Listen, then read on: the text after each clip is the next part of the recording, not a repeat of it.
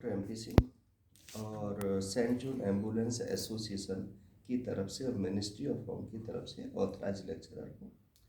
आज हम बात करने जा रहे हैं कि फर्स्ट एड के एम क्या होते हैं, प्रिंसिपल्स क्या होते हैं, ऑब्जेक्ट्स क्या होते हैं और सही फर्स्ट एड से हम किस प्रकार से रोगी की जान को बचा सकते हैं। फर्स्ट एड घर में भी काम आती है, फैक्ट्री में भी काम आती है, सड़क पर चलते हुए काम भी आती है। कहीं विवाह शादी फंक्शन हो रहे हैं, कहीं गमी है, कहीं खुशी है, हर जगह फर्स्ट एड की ज़रूरत पड़ जाती है। आपके घर में मान के चलो कि हलवाई लग रहा है और हलवाई अचानक उस पतीली से, गर्म पतीली से जल जाता है, गर्म पानी से जल जाता है या गर्म चाशनी में कोई गिर जाता है, बर्निंग केस हो जाता है। तो उससे बचाव के लिए आपको पता होना चाहिए कि यदि गर्म पानी शरीर पर पड़ जाता है तो तुरंत यदि ऊपरी लेयर जलती है तो उसे हाथ को पानी में या पैर को पानी में डाल देना चाहिए। वैसे तो गांव देहात के अंदर बहुत सारे फॉर्मूले लोग अपनाते हैं कि कहीं पर नीली स्याही लगा देते हैं या कहीं आलू काट के लगा देते हैं, कहीं कोलगेट लगा देते हैं, कहीं ऑइंटमेंट लगा देते हैं, लेकिन हमें ऐसा कभी नहीं करना चाहिए। ऊपर की लेयर जो जली है तो पानी में डालना चाहिए, उसके अंदर की लेयर जल गई है तो हमें कोई भी किसी प्रकार का लोशन क्रीम नहीं लगानी चाहिए, क्योंकि उससे सेप्टिक बन सकती है। पानी फेंक करके कभी भी किसी व्यक्ति की आग को नहीं बुझाना चाहिए। पानी यदि फेंक करके बाल्टी से मारोगे आप तो अंदर गहरे घाव हो जाएंगे, सुपरफिशियल बर्न हो जाएगा और बचाना बहुत मुश्किल हो जाएगा।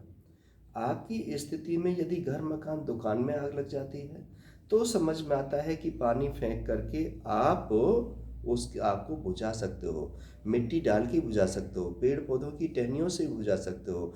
फायर ब्रिगेड आ जाएगी तो वो केमिकल से और पानी से उस आग को बुझा देगी। आप घर में जा रहे हो, स्नान करने जा रहे हो या आप कहीं ध्यान अलग है, आपके पैर में मोच आ गई, मोच आ गई तो क्या करोगे कि घर में सीधे लेट जाओगे। लेटने के बाद पैर के नीचे तकिया लगा लोगे और किसी कपड़े से किसी से कहोगे कि इसको लपेट दो, और यदि घर में बर्फ़ है तो बर्फ़ की सेकाई कर लोगे। ऐसे ही हड्डी टूट जाती है, ये तो मोच की बात कही मैंने। यदि हड्डी टूट जाती है तो हड्डी टूट में भी हम क्या करते हैं, पट्टी और फट्टी का प्रयोग करते हैं। जहाँ से हड्डी टूट गई है वहाँ पर हम उसको सहारा देते हैं। सहारा देने के लिए किसी पट्टी का या फट्टी का प्रयोग करते हैं। उसके ऊपर कपड़ा हम इसलिए लपेटते हैं कि उस रोगी को वो दिखाई ना पड़े, क्योंकि वह भाग कुरूप हो गया है, वह सुन्न पड़ गया है, वह नीला पड़ गया है, वह काम करने के काबिल नहीं रहा है, निर्जीव हो चुका है। तो ऐसी स्थिति में उसमें सूजन आ गई है, वो छूने पर दर्द कर रहा है। तो ऐसी स्थिति में यदि हम उसके ऊपर पट्टी लपेट देते हैं तो लपेटने से सूजन कम हो जाती है और दर्द कम हो जाता है और उसको रिलीफ मिल जाता है। मान के चलो कि घर में कोई आपस में लड़ाई हो गई, झगड़ा हो गया, दो आदमियों के बीच में लड़ाई झगड़ा हो गया है, तो उसने किसी ने हाथापाई कर दी, लठ मार दिया, कंधा टूट गया, कंधे में शोल्डर में फ्रैक्चर आ गया, अंदर अंदर इंटरनल ब्लीडिंग हो गई। तो उस समय भी आपने क्या करना है कि घर में बर्फ़ है तो कपड़े में बर्फ़ को रखना है, वहाँ पर लगाना है, उसकी सेकाई करनी है ताकि अंदर का जो खून बह रहा है वो खून बहता हुआ रुक जाए, और कपड़े से लपेट देना है ताकि जो सूजन आई है वो सूजन कम हो जाए और दर्द कम हो जाए। घर के अंदर किसी बच्चे ने मान के चलो कि कोई चीज़ खा ली है और वो गले में अटक गया है, ना वो अंदर जा रहा है ना वो बाहर आ रहा है, तो उसके करने के लिए उस बच्चे को पहले झुका लीजिएगा और झुकाने के बाद में और झुक जाओ।